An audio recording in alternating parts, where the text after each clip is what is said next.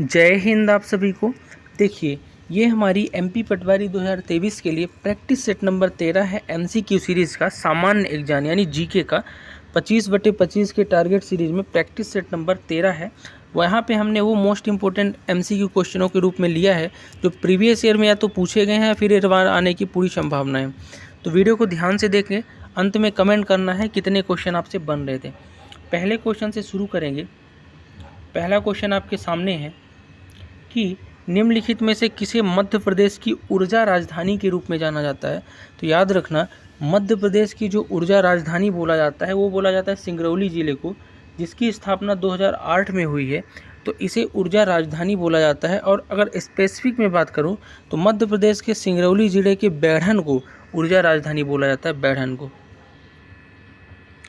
अगला क्वेश्चन देखेंगे, योग के आधारभूत नियम और अवधारणा देने वाले पहले व्यक्ति का नाम बताइए। तो योग को बताने वाले और योग की अवधारणा देने वाले पहले व्यक्ति बाबा रामदेव नहीं थे। वो पहले व्यक्ति कौन थे? वो थे पतंजलि। तो पतंजलि हो जाएगा राइट आंसर, जो योग की धारणा दिए थे।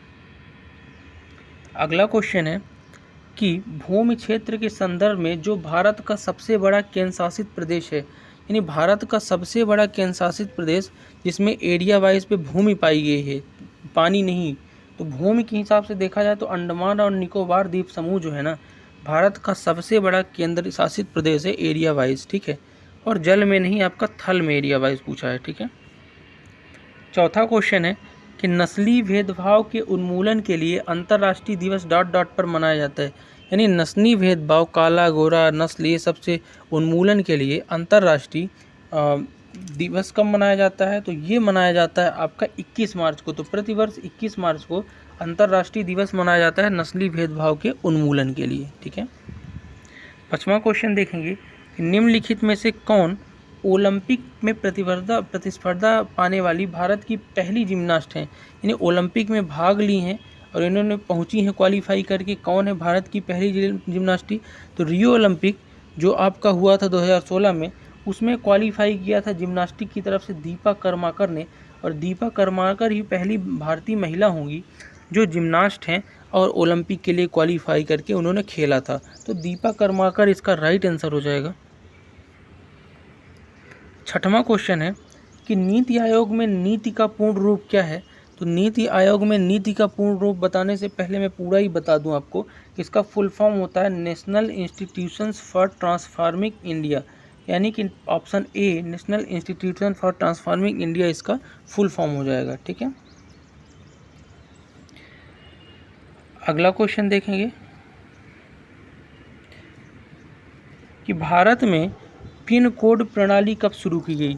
देखो, पिन कोड आज के माध्यम को सुगम बनाता है। अगर आपको एड्रेस सही पता नहीं है तो पोस्ट ऑफिस के पिन कोड से आप एड्रेस का अनुमान लगा सकते हैं, ठीक है। 6 अंकों का ये पिन कोड होता है हर जगह का। तो इसकी शुरुआत कब हुई? तो पिन कोड प्रणाली सबसे पहले जो भारत में आई है वो है 15 अगस्त 1972। तो 15 अगस्त 1972 को पिन कोड प्रणाली आई। तो राइट आंसर हो जाएगा ऑप्शन 3। 8वां क्वेश्चन देखेंगे कि अंतर्राष्ट्रीय वस्त्र और परिधान मेला 2017 किस शहर में आयोजित किया गया।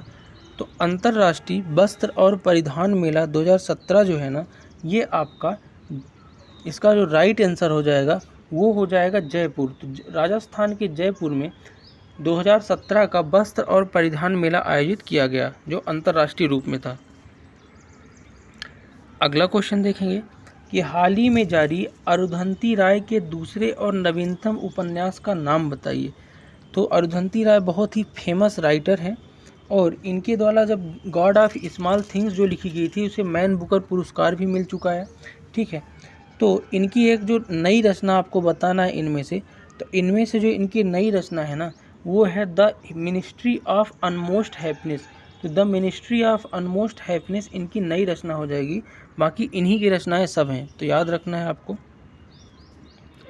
10वां क्वेश्चन देखेंगे कि मध्य प्रदेश का कौन सा नेता नेहरू के मंत्रिमंडल में पहले और बाद में रक्षा मंत्री बना।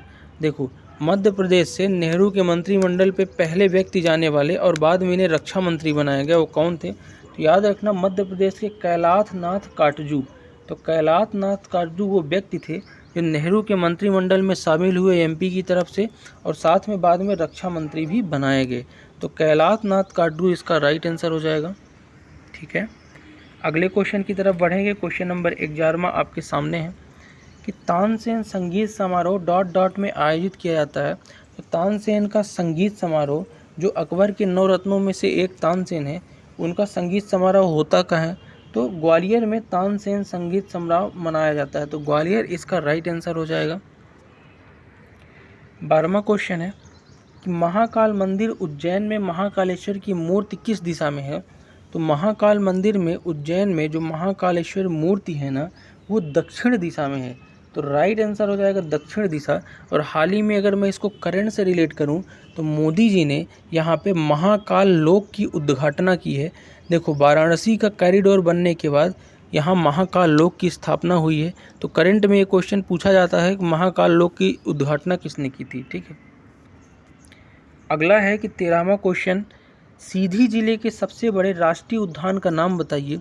तो मध्य प्रदेश के सीधी में एक है संजय नेशनल पार्क। तो संजय नेशनल पार्क जो है सीधी जिले का सबसे बड़ा राष्ट्रीय उद्यान है। ठीक है, 14वां क्वेश्चन है कि नीमच में जाबदा और मानसा डॉट डॉट के लिए प्रसिद्ध है।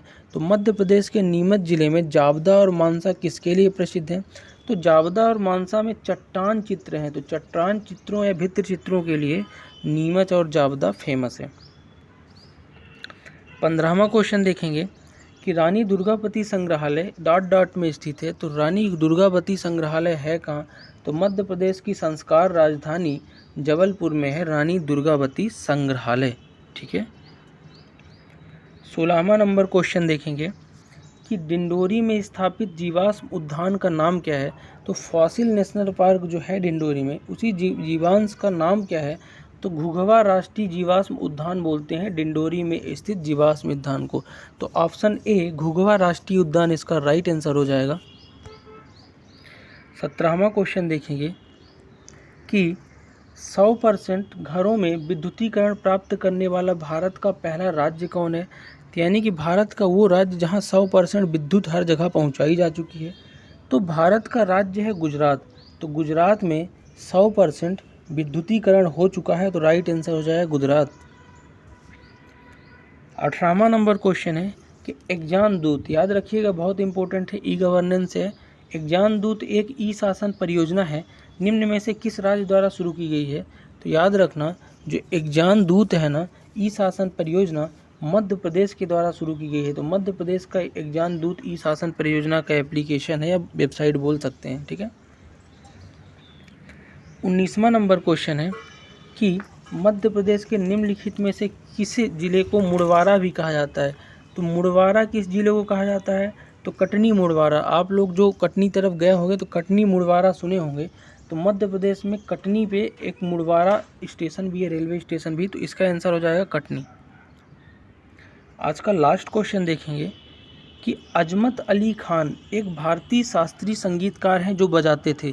तो उस्ताद अजमत अली खान जो है एक सरोद वादक थे। क्या थे? सरोद वादक।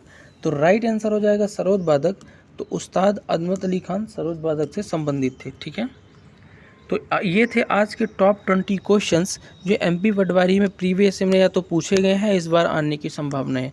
आपसे इन क्वेश्चनों में से कितने बन रहे थे कमेंट करके ज़रूर बताइएगा। और ये वीडियो कैसा लगा और क्या सुझाव कर सकते हैं, अगर हो सके तो सजेशन बॉक्स कमेंट बॉक्स में वो भी आप लोग बताइएगा। मिलते हैं नेक्स्ट वीडियो में, तब तक के लिए आप सभी को जय हिंद।